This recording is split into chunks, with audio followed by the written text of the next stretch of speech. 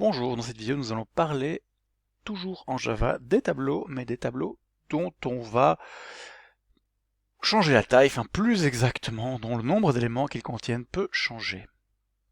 Prenons par exemple un tableau d'entier, alors un tableau qu'on a créé simplement en faisant par exemple int t égale new int crochet 6, parce qu'on a 6 éléments. Donc ce tableau contient 6 cases mémoire, pardon, et au départ, je rappelle, comme c'est des entiers, il y a des zéros partout.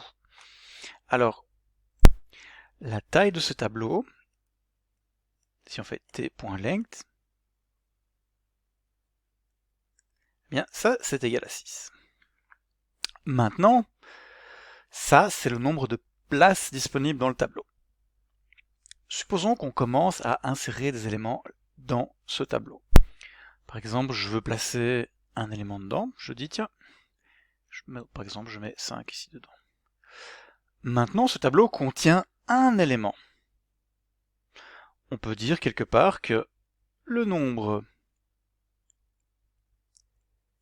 d'entiers qu'il contient est égal à 1.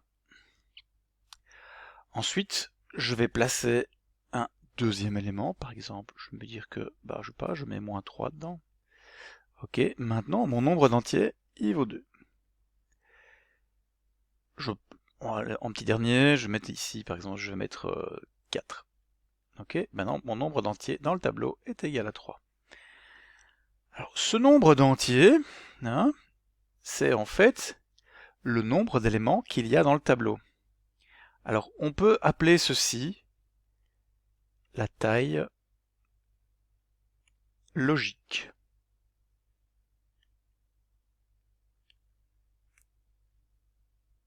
Cette taille logique, ce sera le nombre d'éléments qui sont logiquement présents dans ce tableau que l'on peut exploiter. Ça sera par opposition à la taille physique. Taille physique, qui lui est la taille en mémoire du tableau, mais tous les éléments ne veulent pas dire quelque chose là-dedans. En effet, on peut tracer une frontière. Ah là là là là là. En effet, on peut tracer quelque part une frontière ici. Tous les éléments qui se trouvent ici, ils ne veulent rien dire en fait. D'accord? Ces éléments ici, CTRL Z, ouais, ils m'embêtent mon tableau, c'est pas grave. Tous les éléments là, qui sont là, ne veulent rien dire. Les seuls qui comptent, ce sont les 3 premiers. Donc, de 0 à nombre d'entiers moins 1. D'accord? À 2. Voilà. Ça, et c'est comme ça qu'on va réussir à avoir un tableau de taille variable. Entendons-nous bien, il s'agit d'un tableau dont la taille logique sera variable. La taille physique, elle, ne changera pas. Si je décide de supprimer le dernier élément du tableau, eh bien, il suffira de diminuer ici la taille logique. Et à ce moment-là, ma frontière se déplace ici, et j'ai seuls les 2 premiers éléments du tableau ici dedans qui veulent dire quelque chose.